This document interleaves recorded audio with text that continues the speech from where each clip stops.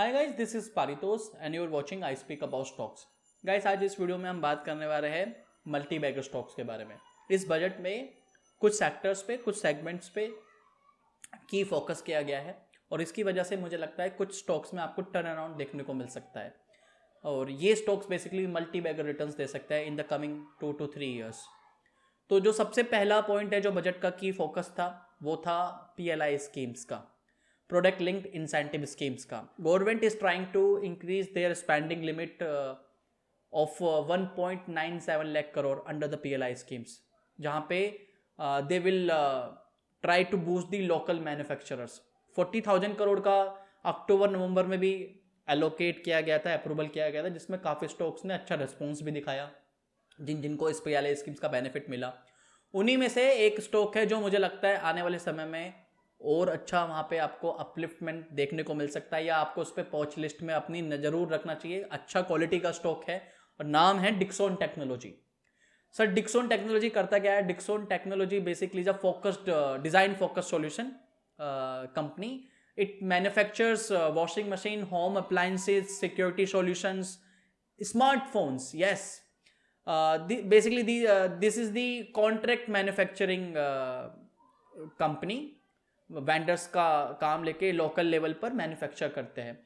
और PLI schemes का इनको बेनिफिट भी मिला था जब 40,000 करोड़ का अनाउंस हुआ था, अप्रूवल होता है। इसी वजह से स्टॉक ने अच्छे रेस्पॉन्स भी दिखाया। मैं बता दूं डिक्सॉन टेक्नोलॉजी की रिटर्न्स की बात, in the last 1 year Dixon technology has given a return of 400%। 4,000 का स्टॉक था और 16,000 पे ट्रेड हो रहा है आज की डेट में। 2 फरवरी को इसकी पर्टिकुलर बोर्ड ऑफ मीटिंग भी थी और ये स्टॉक स्प्लिट होने वाला है 1:5 की रेशो में। हालांकि 2 से 3 महीने लग जाएंगे, 1 से 2 महीने लग जाएंगे और जैसे ही अपडेट आएगा डेफिनेटली मैं आपको इस चैनल पे अपडेट भी दूंगा, तो इसलिए सब्सक्राइब कर लो चैनल को। तो गाइस, डिक्सॉन टेक्नोलॉजी डेफिनेटली आने वाले समय में, because they have a dominant position in their local manufacturing, consumer durable का एक अच्छा खासा पोजीशन है इनके पास, तो इसका बेनिफिट डेफिनेटली PLI बेनिफिट इनको मिलेगा और एक्स्ट्रा 5 साल के लिए जैसे स्कीम्स PLI स्कीम्स का बेनिफिट मिलने वाला है, तो इसका डेफिनेटली इनको फ़ायदा मिलने वाला है। तो मुझे लगता है डिक्सॉन टेक्नोलॉजी आपको अपनी वॉच लिस्ट में ज़रूर डालना चाहिए। डिक्सॉन टेक्नोलॉजी के मार्केट बुक भी काफ़ी अच्छी, फंडामेंटल्स भी अच्छे है, कैश रिजर्व्स भी है अभी खास काफ़ी अच्छा। हालांकि स्टॉक थोड़ा सा अभी वैल्यूएशंस उसका थोड़ा सा ऊपर है, लेकिन अगर आपको थोड़ा सा करेक्शन देखने को मिलता है तो आप इसे एक्यूमुलेट कर सकते हो। काफ़ी सारे ब्रोकर्स ने तो उस पर बाइंग कॉल दी है कि इसका टारगेट भी रखा है लगभग 17,000 के करीब का, लेकिन मुझे लगता है कि अभी थोड़ा महंगा है। अगर थोड़ा सा करेक्शन देखने को मिलता है तो आप इसको डेफिनेटली एक्यूमुलेट कीजिए, एक अच्छा क्वालिटी का स्टॉक है। अब क्योंकि मैं डिक्सॉन टेक्नोलॉजी का नाम ले रहा हूं तो एक दूसरा जो PLI का एक मेजर कंटेंडर है, PLI बेनिफिट का मेजर कंटेंडर जो रहने वाला है, दूसरा नाम है amber enterprises. Yes, amber enterprises a small cap stocks that could generate a multi-bagger returns in the next 2 to 3 years। Reasons भी है, रीजंस है कि सर जब इंडिया चाइना का टेंशन क्रिएट हुआ था, सिचुएशन सीन हुआ था, तो इंडिया ने बहुत सारे इंपोर्ट्स बैन कर दिए थे और उसका सबसे बड़ा मेजर जो बेनिफिट मिला है वो एम्बर एंटरप्राइजेस को मिला है। इसी वजह से Q3 के रिटर्न्स बहुत अच्छे रहे हैं और इनके रिटर्न्स भी कंसिस्टेंट रहे हैं जब से 3 साल 4 साल पुरानी कंपनी, ज़्यादा बड़ी कंपनी नहीं है, IPO पे जब आई थी, लेकिन रिटर्न्स कंसिस्टेंट रहे।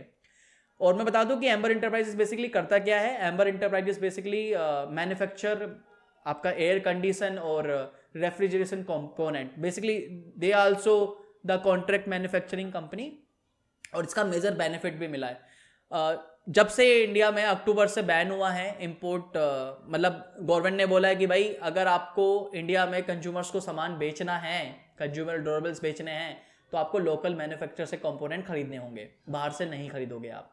तो इसी वजह से इनको बेनिफिट मिला और इसीलिए इनकी जो क्लाइंट साइज है वो बड़ी है।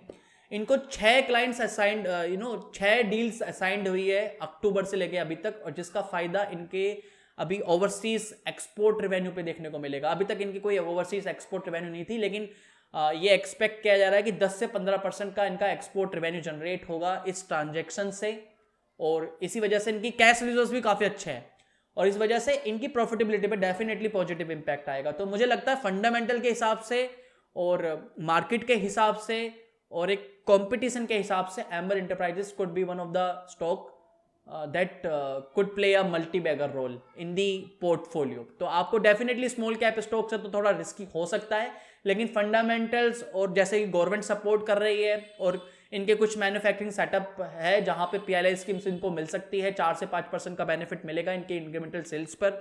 तो मुझे लगता है Amber enterprises could also be one of the Dixon technology वाला परफॉर्मेंस रह सकता है in the next 2 to 3 years। तो आपको डेफिनेटली इसको वॉच लिस्ट में डालना चाहिए। अपार्ट फ्रॉम दिस, जो सेकंड की फोकस एरिया था बजट का वो था central health care schemes.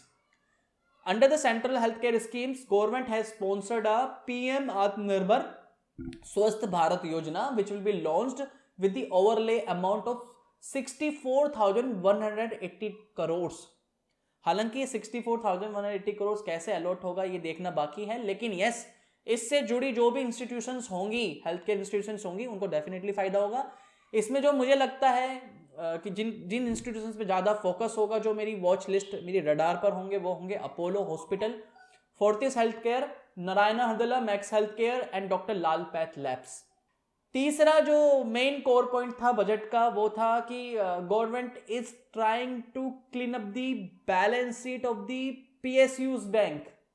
They want to separate the good bank from the bad bank, and this is the reason मुझे लगता है कुछ PSUs बैंक में आपको डेफिनेटली अपने पोर्टफोलियो में एड ऑन करना चाहिए। उनमें नाम आता है SBI bank, Canara bank, bank of Baroda, Punjab national bank. Apart from this कुछ प्राइवेट बैंक्स भी मैं ऐड ऑन कर सकता हूं, जैसे HDFC bank, axis bank, IndusInd bank और कोटक महिंद्रा बैंक। इसी फील्ड में, इसी फाइनेंस की सेगमेंट में इंश्योरेंस की FDI लिमिट भी इंक्रीज की गई है। पहले 49% थी, अब 74 हो गई है, और इसी वजह से इनफ्लो आएगा पैसे का, और जो इंश्योरेंस कंपनी से उनको फायदा होगा। तो इसके लिए आप ICICI prudential life insurance, SBI life insurance और HDFC लाइफ इंश्योरेंस पे भी नजर रख सकते हो। इस सेगमेंट के लिए एक अच्छे स्टॉक्स हो सकते हैं। लास्ट जो पॉइंट है गाइस, जो लास्ट की फोकस एरिया था, this is one of my favourite, और इसके लिए जरूरत भी थी। इस सेक्टर को बहुत जरूरत थी रिवाइवल के लिए, काफी टाइम से ये पेंडिंग था। इसके रिवाइवल के लिए कुछ किया जाए, कुछ पॉलिसी बनाई जाए, और बजट में बनाई गई scrappage policy. Under what is this scrappage policy? Sir, scrappage policy में जितने भी ओल्ड व्हीकल्स होंगे, एक लिमिट 15 साल 20 साल के बाद टेस्टिंग का पैटर्न डाला जाएगा, फिल्टर डाला जाएगा। अगर वो नहीं करते तो they will go with the scrap. Scrappage मतलब ऑब्वियसली स्क्रैप में चले जाएंगे।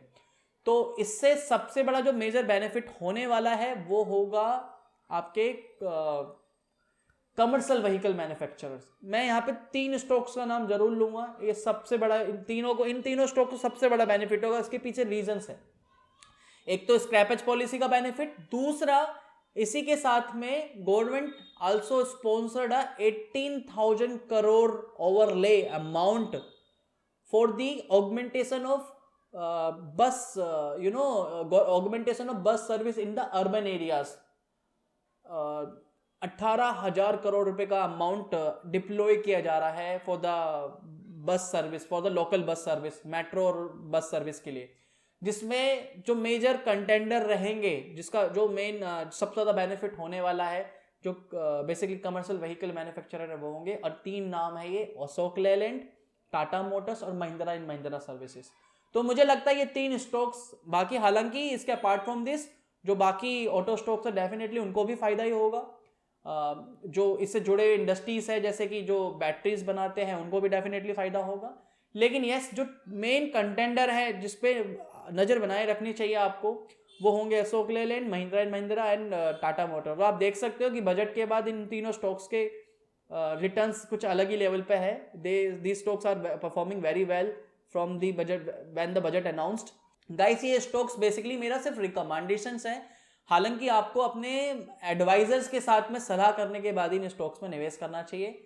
मैं I am not an stock market analyst, तो आप प्लीज़ अपने एडवाइजर के साथ में अपनी सोच समझ के साथ हिसाब से ही इन स्टॉक्स में निवेश करें, क्योंकि इनमें से कुछ स्टॉक्स स्मॉल कैप भी है, तो this could be a risky, but yes, आप इनको इसलिए अपनी वॉच लिस्ट में जरूर रखो। अगर इनमें थोड़ा बहुत करेक्शन देखने को मिलता है तो डेफिनेटली आपको इनको एक्यूमुलेट जरूर करना चाहिए।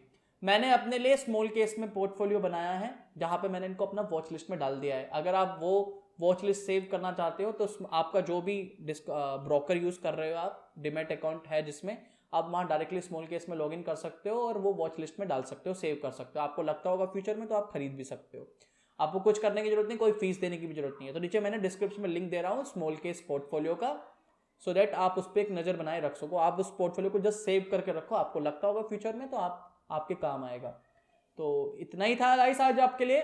आने वाले टाइम पर मैं इन सारे स्टॉक्स के फंडामेंटल्स और फाइनेंशियल रेशोज के बारे में भी बात करूंगा, टेक्निकल्स के बारे में भी बात करूंगा। इस वीडियो पे लाइक का टारगेट है 200 लाइक्स का। आई बिलीव आप लोग इस टारगेट को अचीव करने में मेरी मदद करोगे, तो प्लीज़ वीडियो पे ज़्यादा से ज़्यादा लाइक जरूर कीजिए। नेक्स्ट वीडियो में बहुत जल्दी बात करेंगे नए टॉपिक है, तब तक के लिए धन्यवाद। वंदे मातरम, जय हिंद।